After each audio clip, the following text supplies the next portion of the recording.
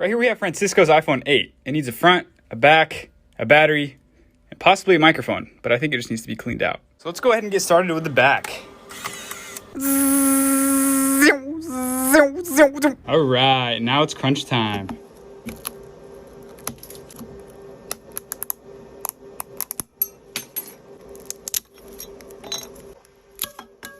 Now it's time for round 2. And we're gonna give it the good old brush.